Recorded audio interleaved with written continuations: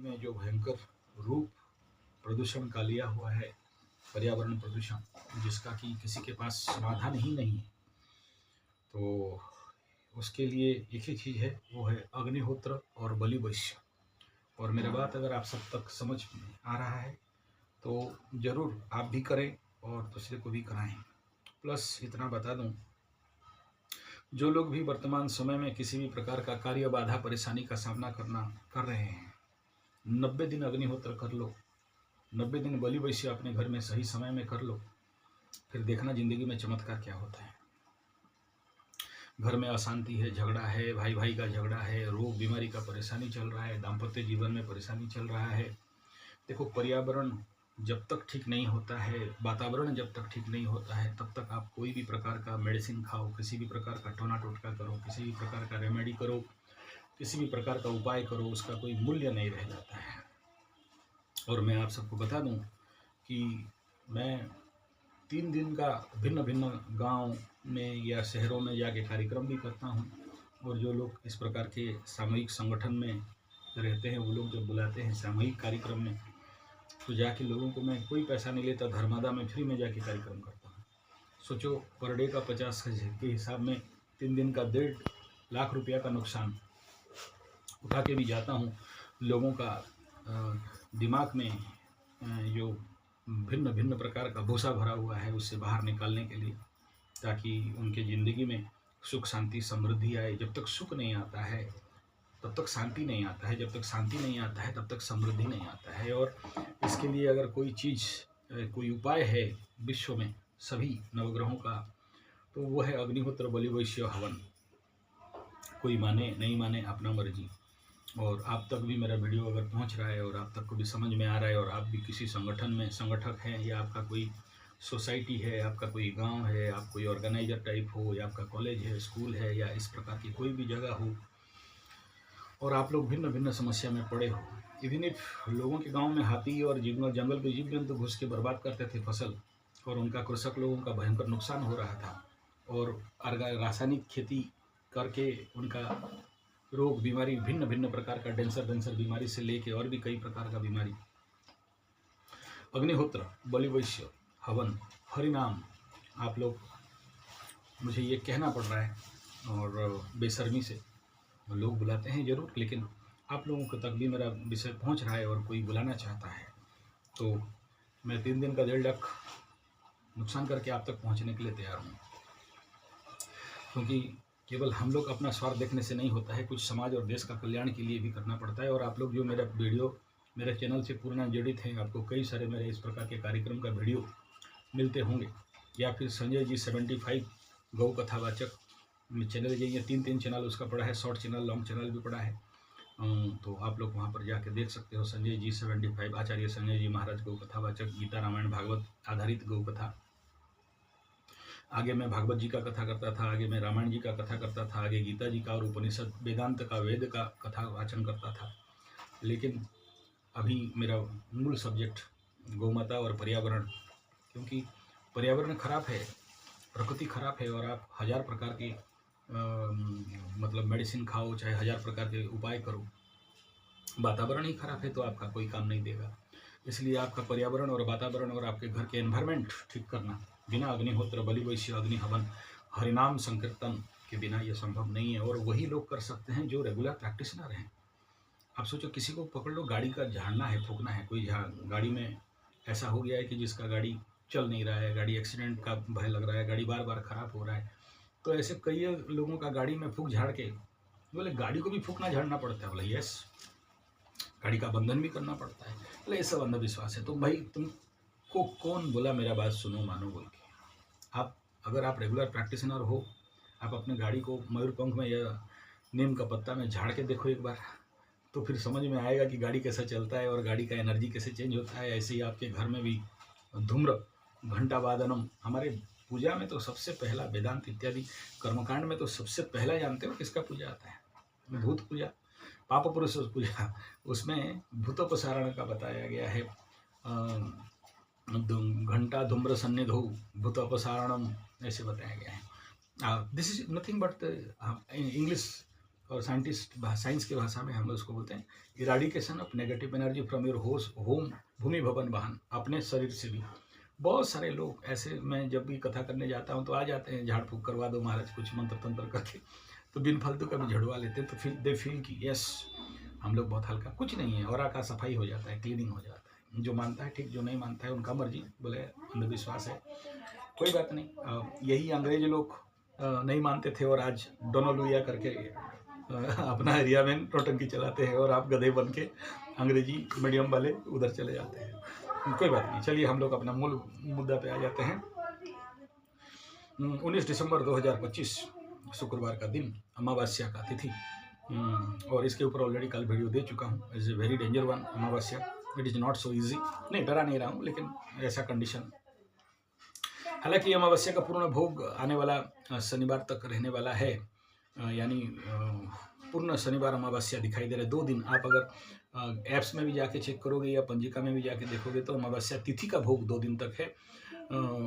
मतलब 19 तारीख को अमावस्या शुक्रवार, शनिवार अमावस्या तिथि अमावस्या दिखा रहा है, तो दोनों दिन इस बार अमावस्या चल रहा है। तो इसको शनि अमावस्या के नाम पे, मतलब शनिवार अमावस्या के नाम पे इसको दिया जा रहा है। 7:15 AM तक इसका एनर्जी स्टार्ट हो जाएगा। तो चलिए हम लोग शुक्रवार अमावस्या और शनिवार अमावस्या दो अमावस्या के हिसाब में चलते हैं। 2 तिथि भोग यहाँ पर है, और मैं बार बार कहा हूँ कि ये 2.5 दिन इसका ऑलरेडी वीडियो दिया हूँ। हालांकि आज 2-3 घंटा में पब्लिश हो जाएगा, उसको पब्लिश नहीं किया हूँ अभी तक। तो आप जरूर संजय जी 75 टेस्ट टेस्टोथेरेपी में अमावस्या का करीब 45 मिनट का वीडियो है। देश और विदेश के ऊपर पॉलिटिक्स, जियो पॉलिटिक्स के ऊपर क्या इफेक्ट होने वाला है आप समझ सकते हो। चलिए सबसे पहला 19 तारीख, 9, 1, 10 और तारीख हो गया 1, 10, 19, 28 उनके लिए सूटेबल, और जिनका जन्मांक 6, 15, 24, 8, 17, 26 उनके लिए ये सूटेबल डेट नहीं रहेगा, उनके लिए थोड़ा सा प्रॉब्लम बन सकता है। बाकी रह गया शुक्रवार। शुक्रवार का दिन जो वार फल है वो मीन राशि, धनु और धनु के लिए और वृश्चिक के लिए शुक्रवार का दिन, मीन के लिए शुक्रवार का दिन घात बार में चला जाता है। और अमावस्या तो देखो, ये जो मीन राशि वाले हैं इनके लिए अब थोड़ा सा परेशानी का दिन आज बनते हुए दिखाई दे रहा है। यानी जो लोग मीन राशि, मीन लग्न के हैं उनको आप, मेरा रिक्वेस्ट है आप इस वीडियो के माध्यम से उनको ज़रूर बताइएगा। शुक्रवार एक तो घात बार हो गया, दूसरा अमावस्या मीन राशि, मीन लग्न वालों के लिए घात तिथि हो गया। तो ऐसे कंडीशन पे देखो, कन्या राशि के लिए भी अमावस्या घात तिथि है, और वृषभ के लिए भी अमावस्या घात तिथि है, लेकिन उनको उतना इफेक्ट नहीं आएगा जितना मीन राशि को आएगा, क्योंकि घात बार घात तिथि दोनों एगेंस्ट हो रहा है। और फिर इधर क्या होगा, दशम का चंद्रमा हो जाएगा, और दशम चंद्रमा घात चंद्रमा भी होता है और कार्य सिद्धि योग भी होता है, और साथ में ये चंद्रमा सूर्य मंगल के साथ चल रहा है। तो ऐसे कंडीशन पे बाकी किसी राशि के लिए नॉट गुड बैड गुड है, अलग बात है। मीन राशि, मीन लग्न वालों के लिए यहाँ पर मैं इस वीडियो के माध्यम से सभी को अलर्ट कराना चाहता हूँ। घात तिथि भी है, घात बार भी है, तो इसलिए बहुत सावधान। और दूसरा दिन का कन्या के लिए तो ये थोड़ा सा हाई अलर्ट जारी कर रहा हूँ, इनके लिए रेड कार्ड दिखा रहा हूँ, सीधा बात है इस समय। और सबसे इम्पोर्टेंट बात है क्या है कि मंगल मीन राशि का शनि को भी देख रहा है, और शनि इस चंद्रमा को भी देख रहा है, तो that's why it is not so easy. तो ये था तिथि फल, बार फल। आगे हम लोग बात करते हैं आज के जो पंचांगीय स्थिति है। और ज़्यादा खतरा क्या है ना, ये गंडमूल में हो रहा है। तो ज्येष्ठा नक्षत्र और मूल नक्षत्र, ये दोनों नक्षत्र में इसका भोग रहेगा। तो ज्येष्ठा नक्षत्र 10:51 PM तक, और उसके बाद मूल। तो सूर्य ऑलरेडी धनु में, मूल में क्रॉस कर रहे हैं, तो बहुत सारे लोग इस समय बीमार हो सकते हैं। इस गंडमूल में सूर्य चलता है तो बड़ा सारा बीमारी निकाल देता है, और मेष राशि वालों को तो संभाल के रहना चाहिए, उनका बच्चों का बीमारी। मकर का लोग भी देख लेना चाहिए, उनका पंचम इफेक्ट हो रहा है तो बच्चों का। तो चलिए, ये था सूर्य उदय। सूर्य 7-8 में हो रहा है, अस्त 5:27 में हो रहा है, ऋतु हेमंत, चंद्र राशि वृश्चिक, 10:51 PM में वृश्चिक को छोड़ देगा चंद्रमा, और धनु में चला जाएगा। तो सूर्य का जो बॉर्डर लाइन है यहीं पर इस एरिया कालखंड में इफेक्ट हो रहा है। अभिजीत 11:57 से 12:38, राहु काल 11 AM से 12:17 PM तक, दिशा शुभ पश्चिम। मेष राशि का यहाँ पर देखिए वृश्चिक चंद्रमा ज्येष्ठा का, तो आगे मूल का है। तो यहाँ पर अगर आप देखोगे तो मेष राशि के लिए बल यहाँ पर नहीं बन रहा है। तो इस कंडीशन पे मेष राशि को थोड़ा सा सावधान रहना चाहिए, जो भी होगा नक्षत्र बल से। ज्येष्ठा नक्षत्र का जो फल है इसमें ठगाई, आलसी, विलास व्यसन, असुस्थता, भाई से कष्ट, पशुपालन के लिए रुचि और क्रोध, मित्र के द्वारा विश्वासघातता और विरोध। तो नक्षत्र तो अगर देखते हैं तो होल ओवर कल वाला नक्षत्र का एनर्जी ही इसी में मूवमेंट कर रहा है।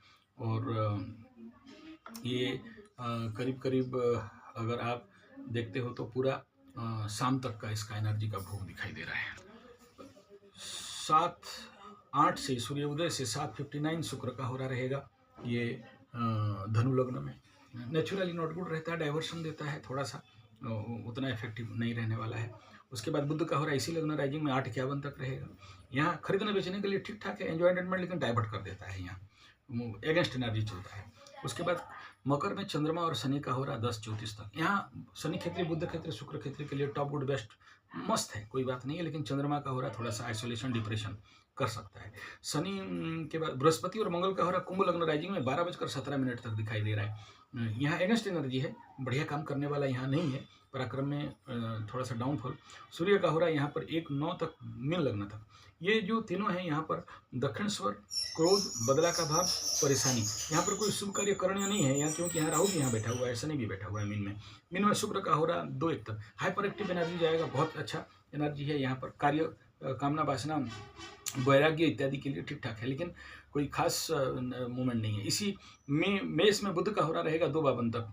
यहाँ खरीदना बेचना, मार्केटिंग, सेलिंग सब ठीक है, लेकिन उग्रता के साथ सोच समझ के करना चाहिए। वृषभ में चंद्रमा और शनि का हो रहा है 4:34। ये बहुत फेवरेबल, देखो बहुत दिन के बाद आज मुझे को ऐसा हो रहा लग्न आज कंसाइड कर रहा है। चंद्रमा शनि का हो रहा है वृषभ लग्न राइजिंग में 4:36 तक।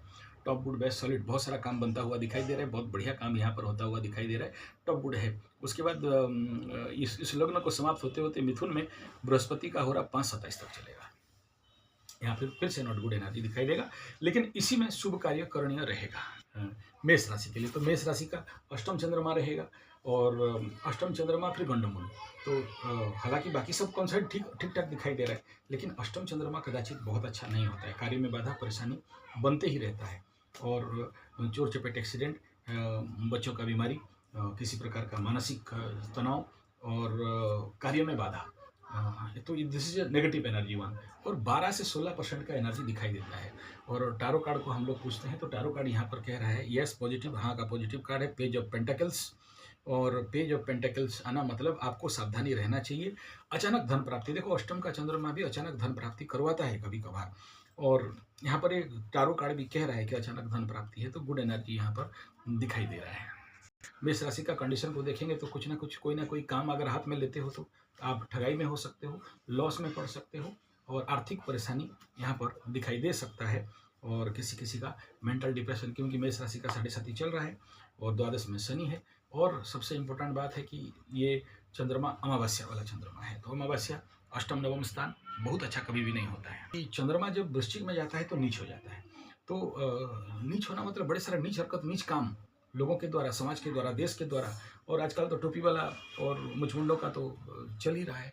और ऐसे ही अगर मेष राशि वाले समझेंगे कि मेरा तो 12th हाउस में डेथ कार्ड आ रहा है तो बढ़िया है, नहीं, 12th हाउस में अगर आपका डेथ कार्ड आ गया है तो be alert and super alert आपको होना चाहिए, अदरवाइज आप परेशानी में पड़ सकते हो। तो ये था आज का बेसिक राशिफल, लग्नफल, तिथिफल, होराफल, वास्तुफल। धन्यवाद, नमस्कार।